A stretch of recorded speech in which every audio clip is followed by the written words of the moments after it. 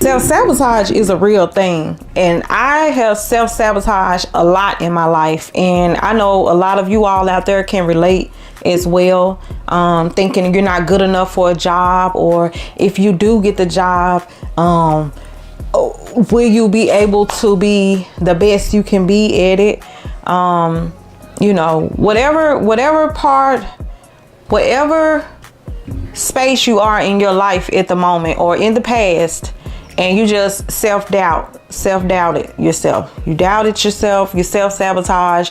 You probably could have been a lot further. You probably could have been a CEO of a company, of your own company, or, been the top entrepreneur, or whatever it is in life, the best mom, whatever. And we just self-sabotage those thoughts in our head, that little man on the shoulder, just feeding us all this negativity, this negative energy, and just not having confidence in yourself will kill a dream quicker than a bullet.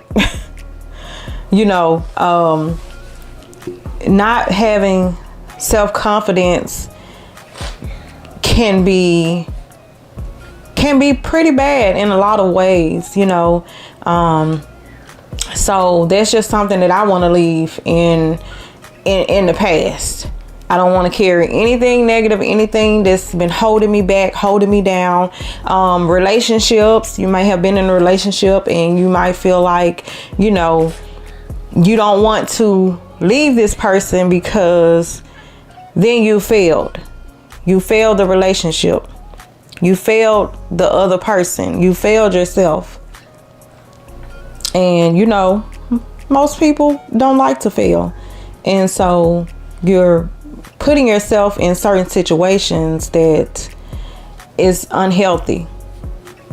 And you might think like, oh, I'm not going to get nobody better. I've been with this person for XYZ amount of years, and, or you may have lost yourself a little bit, maybe gained a little weight or lost a little weight.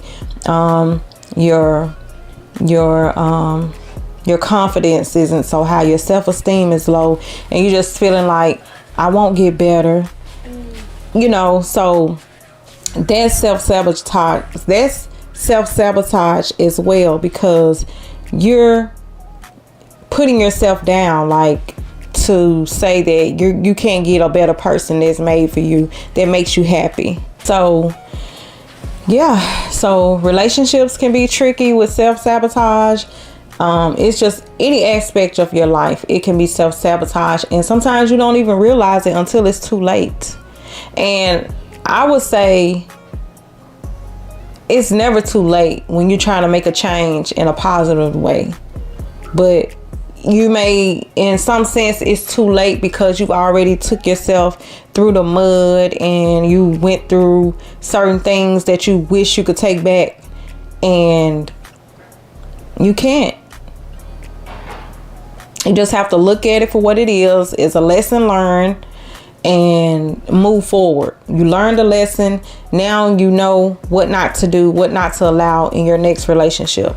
So it's just things like that, starting from scratch. Of course, a relationship, if you're with a new person, you're going to be in some ways starting from scratch, but you've learned so much, you've experienced so much in that last relationship. It may have been a bad one, and now you know how to love yourself, you know what to tolerate, you know how to set boundaries, you know how to catch the red flags before it gets too deep. So in your new relationship, you're really not starting over. You're gonna do better. You're just gonna start from where you are and make better choices in your relationship. And like I said, that works in all areas of life, so don't look at it as, I gotta start a whole new relationship. Yeah, but this time you know how to make better decisions. Just look at it that way. This relationship, this go round, is gonna be a happy, healthy, loving, fun relationship. That's how I feel. That's what I feel like for me, So yeah, and you know, experiences can change the way you rebuild. So it's not for the bad, it's not for the worse, it's for the better.